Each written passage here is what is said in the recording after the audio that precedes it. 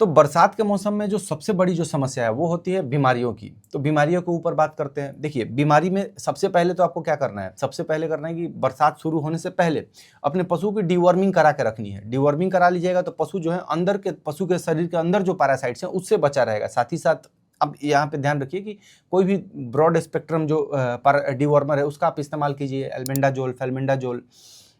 अगर आपका पशु गर्भवती है तो वहाँ पे एल्बेंडाजोल का इस्तेमाल नहीं करना है, आप फेल्बेंडाजोल का इस्तेमाल कर लीजिए, आइवरवैक्टिन इस्तेमाल कर लीजिए। इंटरनल और एक्सटर्नल पैरासाइट्स दोनों पे काम करता है, तो किसी भी तरह का ब्रॉड स्पेक्ट्रम डिवर्मर का इस्तेमाल कीजिए और पशु की डिवर्मिंग कीजिए सबसे पहले। अब डिवर्मिंग के बाद एक चीज़ और जरूरी है, जब आप 15-20 दिन पहले अगर डिवर्मिंग करा लेते हैं तो अब अगला चीज़ है पशु का वैक्सीनेशन। कुछ ऐसे वायरसेस है, कुछ ऐसे बैक्टीरिया है जो नियमित तौर पे बरसात के मौसम में ज़्यादा एक्टिव हो जाते हैं। ज़्यादा जो इनका स्प्रेड है ये बरसात के मौसम में देखने को मिलता है। एक तो है एफएमडी, तो एफएमडी की वैक्सीनेशन आपको करानी है। एफएमडी के साथ साथ एचएस है, हेमोरेजिक सेप्टिसीमिया, और बीक्यू जिसको हम लोग लंगड़ा बुखार कहते हैं, इसका आपको वैक्सीनेशन करा के रखना है पशुओं का। भैंस वगैरह में देखते हैं बरसात के दिनों में एफएमडी वगैरह का केस ज़्यादा देखने को मिलता है, तो भैंसों का देखिए, आप ट्रायोवैक जो इंजेक्शन आता है, एफएमडी, एचएस और बीक्यू तीनों का जो इंजेक्शन आता है ट्रायोवैक, आप उसका इस्तेमाल कीजिए। इसके साथ साथ पिछले कुछ सालों में लंपी का जो प्रकोप है ये बरसात के अंत तक देखने को मिलने लगता है। तो अगर स्प्रेड अगर आपके यहाँ पिछले 2-3 सालों में देखने को मिला है तो सुरक्षित रहने के लिए वहाँ पे आप लंपी का भी वैक्सीनेशन कराइए। गोट पॉक्स वैक्सीन अच्छा काम करता है लंपी में, तो गोट पॉक्स वैक्सीन का आप इस्तेमाल कर सकते हैं लंपी के वैक्सीनेशन के लिए। तो सबसे पहले आप टीकाकरण कराइए, और टीकाकरण के 10 से 15 दिनों बाद जब जो डिवॉर्मर है पशु के शरीर में अच्छे से इम्पैक्ट डाल देता है और पशु के अंदर जो परजीवी है उनको मार देता है, इससे 10-15 दिनों का टाइम लगता है। इसके बाद आप अपने पशुओं की वैक्सीनेशन कराइए।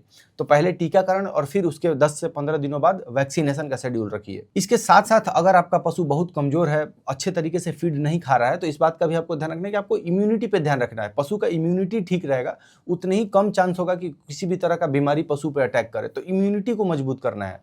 इम्यूनिटी मजबूत करने का एक पार्ट है कि आप अपने पशुओं की डिवर्मिंग करा रहे हैं ताकि पशु अंदर से मजबूत बना रहे, अंदर से कोई भी पैरासाइट्स उसको ना खा रहे हों।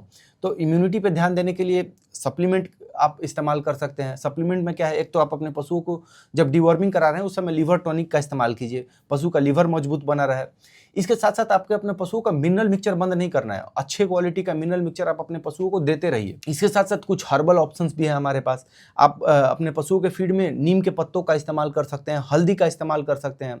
हल्दी, गुड़ और नीम का पत्ता आप अपने पशुओं का इस्तेमाल करते रहें, खासकर बरसात के मौसम में। बरसात के मौसम में मेस्टाइटिस का भी खतरा बढ़ जाता है। मेस्टाइटिस होने से पशु परेशान तो होता ही है, इसके साथ साथ जो मेस्टाइटिस है ये दूध के प्रोडक्शन को डायरेक्ट इम्पैक्ट करता है। तो आपको मेस्टाइटिस से बचाव के लिए भी जो प्रोटोकॉल है उसको फॉलो करने हैं।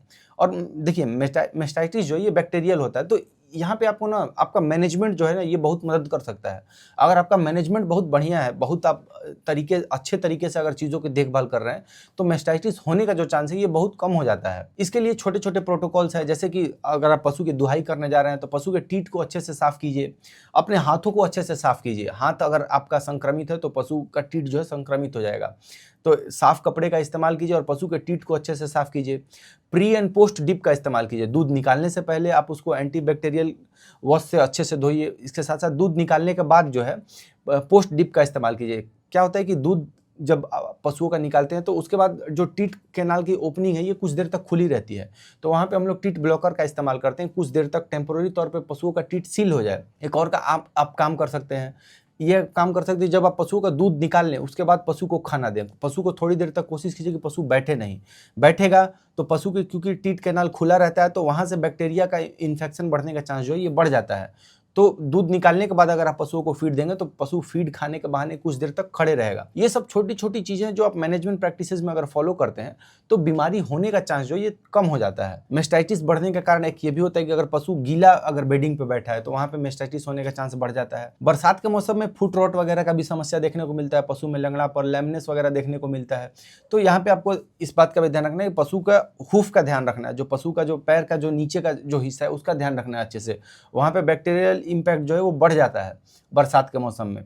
तो एक तो ये ध्यान रखिए कि पशु को कीचड़ में ना खड़े होने दीजिए, वैसे जगह पे खड़ा ना कीजिए जहाँ पे गीला है। बहुत ज़्यादा पशु का जो फ्लोर है वो गीला नहीं होना चाहिए और कीचड़ तो बिल्कुल नहीं होना चाहिए। इसके साथ साथ नियमित तौर पे आप अपने पशुओं के फुट वॉश करा सकते हैं, हूफ ट्रिमिंग है उसको आप करा के रखिए ताकि पशु जो है आराम से रह सके। इसके साथ साथ मच्छर मक्खियों से बरसात के दिनों में बहुत परेशानी होती है।